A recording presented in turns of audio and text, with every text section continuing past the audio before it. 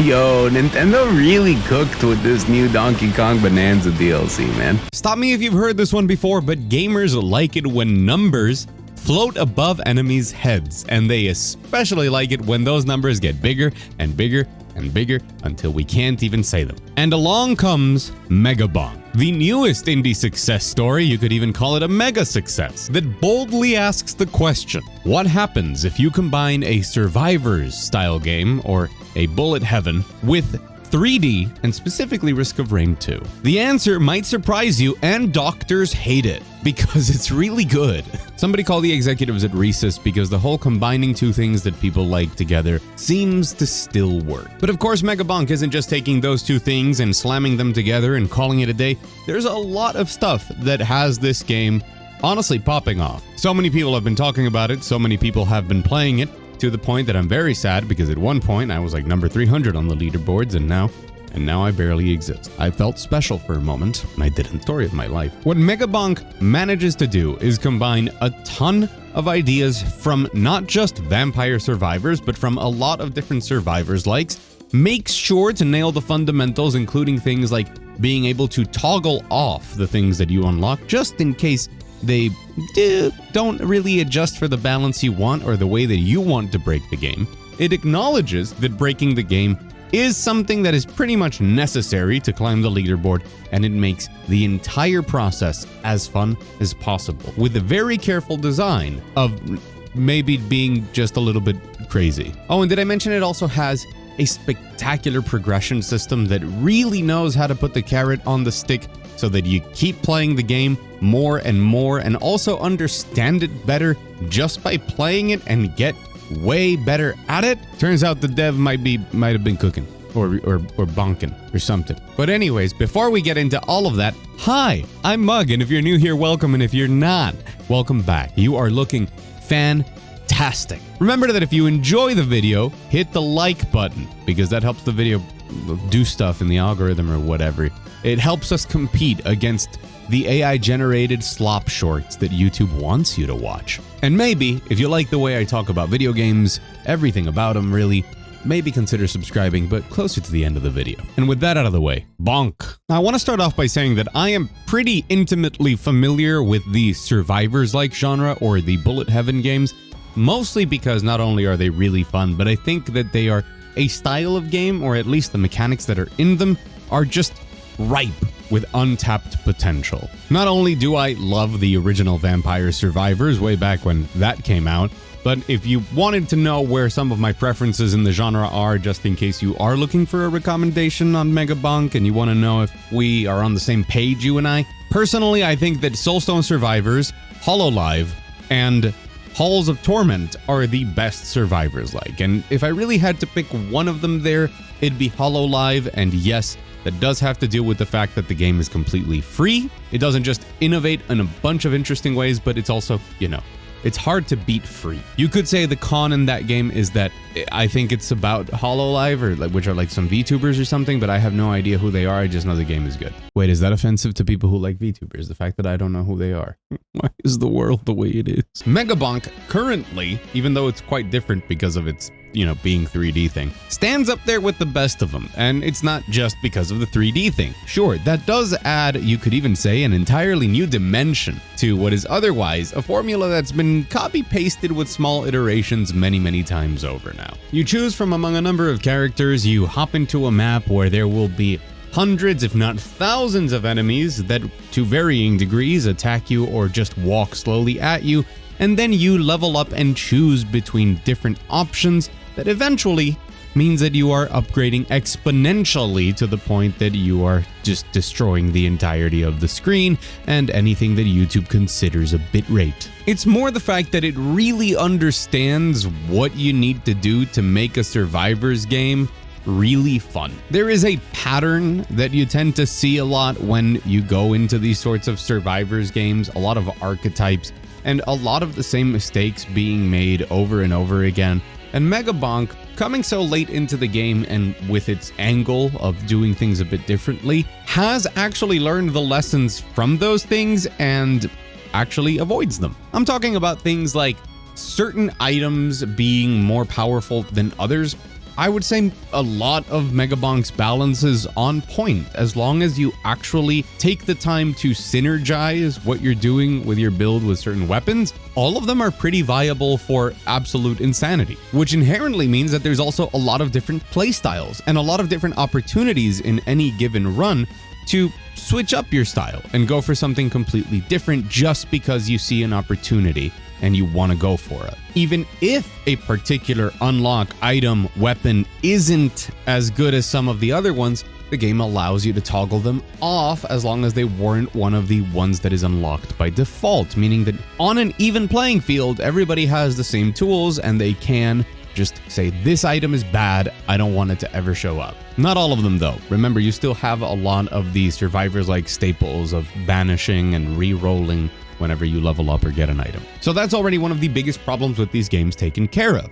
Another one of the big problems with them is that characters not really being unique, and Megabonk does a great job at making all of its 20 characters stand out. Not only do they each come with their own unique passives, but the way that they move and the different skins that you can unlock for them, the different animations, be that for jumping, for sliding, or just walking around, are all pretty different, and they can feel very different as well, with very unique stats, especially at level 1, for things like running speed or overall acceleration. Even speed gained by jumping is something that changes from character to character, including some of the wackier, cooler characters there, being things like the skeleton with a skateboard, or Tony McZoom with his hoverboard, or Monkey, which is my favorite. I love Monkey. This also means that you're incentivized to play with a bunch of different characters, find the one that really fits with your playstyle more than finding the one that is optimal. And because you don't get all the characters at the start, and you don't get all the items at the start, you have a pretty clear path of progression, which is something that sometimes we really don't see in these games. Very often, the reason to progress in the more roguelite style games in the genre is the meta progression, unlocking permanent upgrades that will make you more and more powerful in your subsequent run, which is something that Megabonk opts not to do at all. There is very minimal meta progression here. You will unlock your tome slots and your weapon slots. Tomes being your passives, weapons being your actives, if you want to call them that. But you're not going to get more damage or more experience gain or a larger pickup radius. You're always going to start pretty much from the same thing, only really upgrading those slots and the amount of banishes and the amount of rerolls you have. A lot of its more meta progression elements really come from understanding the game's mechanics, so it's more of you progressing and the fact that you unlock these new characters, new items, and those new items can be very powerful, and some of those characters just might gel better with what you're trying to do. That's a very fine line to strike of showing something to the player that they want to unlock, that they want to follow all of these different challenges in the game and complete them, and have the players feel like they're getting better and stronger, even though there is no statistical upgrade, as many other games have, with their endless treadmill of percentage-based increases in those meta progression menus. So in case it's not clear, what I'm saying about Megabonk is it nails the essentials. Absolutely. It might not be perfect and it might not fall exactly into what you would like from the genre, but it's really hard to find faults with the design decisions made here. With the final piece of the puzzle, and one of my biggest complaints with a lot of survivors likes, being the active element of play. Yes, I'm saying that some bullet heaven games are just kind of boring. It kind of just turns into a wallpaper simulator. You kind of reach a point where that meta progression is just so tight, and in the end you've farmed so much you can guarantee and force certain builds and just watch the numbers pile up and the colors on the screen. That is why some of my favorite ones are actually a bit more active, in the sense that they require you to pay very close attention. I would say Hololive especially has a lot more active elements to it, including the superpowered attacks that you can do and the need to aim more like a twin stick shooter if you really want to maximize a lot of what you're doing strategically in the game. Same with something like Halls of Torment, which does rely on a lot of the movement and aiming as something that's important to it. Well, great news, guys, because Megabonk, it doesn't do that, although sometimes it does. There is a bit of manual aiming for stuff, but it's also a 3D game with a lot of movement, because it borrows quite a lot from Risk of Rain 2, and unabashedly so. Every enemy you defeat grants you gold, and you can open chests throughout each of the 2 stages that are currently available, and those chests will grant you items that can be quite impactful to your build. And in many cases, a lot of the items that you can obtain in chests will completely substitute other decisions. So if you never take the passive that you can continuously level up that allows you to be faster, you can get a ton of items that just make you fast. The other piece of the puzzle there are the charge shrines, which are completely free. You don't need to farm up gold in your run to open them, and instead you just have to stay within the shrine for a short while, and it will let you choose between 3 simple stat-based increases. Although those can also be pretty transformative, including things like giving you 1 more projectile for all of your weapons, or extra jumps, or movement speed, or again, a lot of the stats that you might find yourself missing from your choices during your level ups can be mitigated through the items and through the charge shrines, meaning that if you really like moving fast because you value that greatly, or you like to have a little bit of extra luck, or maybe a little bit of extra HP for the build that you're going for, you don't need to commit all in onto a specific item that's going to take up a slot, and instead can depend on things like the shrines and the RNG of the items to help you get there. And some of those item choices even work very directly copied from something like Risk of Rain 2, where there are microwaves in the game, and you can copy one of the items that you have in exchange for a random item of the same tier. This flexibility means that you never really feel like you screwed yourself up, and it encourages a lot more creativity in what builds you're willing to try out, and see how exactly certain passives or weapons that you might never take otherwise will work, because you can patch those holes up naturally throughout your run and make sure that the game is always still fun to play, especially with some of those more important things like maybe HP regen or lifesteal or movement. You don't have to be slow forever if you don't take the acceleration tome. You'll probably end up being pretty quick anyways. This means that the active navigation of the map, dodging enemies, finding your way through it, and looking for all of the interactables, be they chests or shrines or combat trials or curses to increase the difficulty and give you a bit more gold, is an essential part of the gameplay loop, but the way that you interact with it is very different from a top-down 2D game. You're running all over the place and trying to go as fast as possible, collecting everything that you can before heading to the boss and progressing to the next stage. And because it's 3D and because it does take a lot from Risk of Rain 2, I will say the movement in it is pretty source engine-y. It's a little bit deadlocky. I just look for excuses to say and talk about deadlock whenever I can, all right? There is something about the momentum and the gravity in the game that, while not exactly something like the source engine, it can feel pretty close to that. Another good example of how the source engine handles that momentum and how it can get out of control in a pretty fun way